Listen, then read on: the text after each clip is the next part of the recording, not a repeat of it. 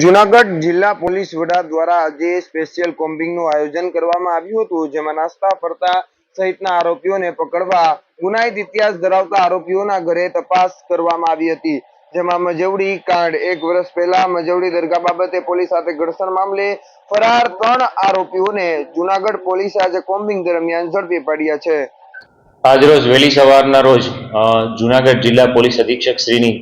નેતૃત્વમાં જૂનાગઢ જિલ્લાના ઉચ્ચ પોલીસ અધિકારીઓ સાથે અલગ અલગ 18 ટીમો બનાવી અને જૂનાગઢ શહેરના તમામ વિસ્તારોમાં ખાસ કરીને જે રીઢા ગુનેગારો છે, નોટરિયસમાં હોય, એનડીપીએસના આરોપીઓ છે, હિસ્ટ્રી શીટર હોય, આ ઉપરાંત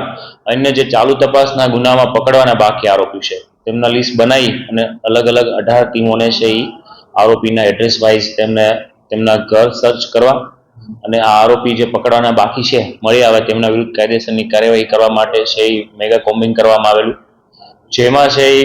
ખાસ કરીને છે મજેવાડીનો જે બનાવ બનેલો તેમાં પકડવાના બાકી 3 આરોપી આ કોમ્બિંગ દરમિયાન છે એ પોલીસની ટીમે પકડી લીધેલા 3 આરોપીઓને પકડેલા છે। મજવડી કાંડના આરોપીઓની સાથે અન્ય ગુનામાં નાસ્તા ફરતા કુલ 7 આરોપીઓને ઝડપવામાં આવ્યા છે, તો બીજી તરફ હથિયાર સાથેના 9 શખ્સો, નંબર પ્લેટ વગર અને અન્ય એમવી એક્ટ મુજબ 22 કેસ કરવામાં આવ્યા છે, તો પ્રોહિબિશન ધારા હેઠળના 3 ગુના નોંધવામાં આવ્યા છે, જ્યારે પોલીસે શંકાસ્પદ શખ્સો મળી કુલ 99 શખ્સોને રાઉન્ડ અપ કર્યા છે। આમ કુલ તમામ ગુનાની વાત કરવામાં આવે તો 143 જેટલા શખ્સોને આ કોમ્બિંગ દરમિયાન જૂનાગઢ પોલીસની જુદી જુદી 18 ટીમ દ્વારા ઝડપીને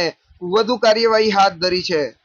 આ સિવાયના અન્ય 7 આરોપી કે જે પ્રોહિબિશન, મારામારી એવા ગુનાઓમાં પકડવાના બાકી હોય તો વહેલી સવારના રોજ જ્યારે તે સૂતા હોય એવા સમયે કોમ્બિંગ કરી અને પકડેલા છે।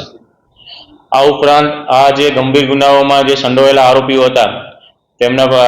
આ ઉપરાંત બિનજામીન લાયક વોરંટ હોય તેમના વિરુદ્ધ તો કુલ મળી અને જે તેમના ઘરેથી તલવારો, ચપ્પા એવા હથિયારો મળી આવેલા, તો જીપી એક્ટની કલમ 135, એમબી એક્ટ 207 મુજબ વાહન ડિટેન કરવા,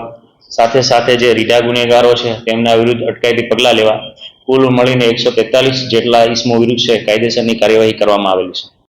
આમ જિલ્લા પોલીસ વડા હર્ષદ મહેતા દ્વારા ગુનાખોરીને ડામવા સ્પેશિયલ કોમ્બિંગનું આયોજન કરવામાં આવ્યું હતું। આ ડ્રાઈવમાં જિલ્લાના 3 ડીવાયએસપી સહિતના જુદા જુદા ડિવિઝન અને જુદા જુદા તાલુકા મથકના પોલીસ અધિકારીઓ અને કર્મચારીઓ પણ આ સ્પેશિયલ ડ્રાઈવમાં જોડાયા હતા। કુલ 143 શખ્સો સામે આજે આ કાર્યવાહી કરવામાં આવી છે।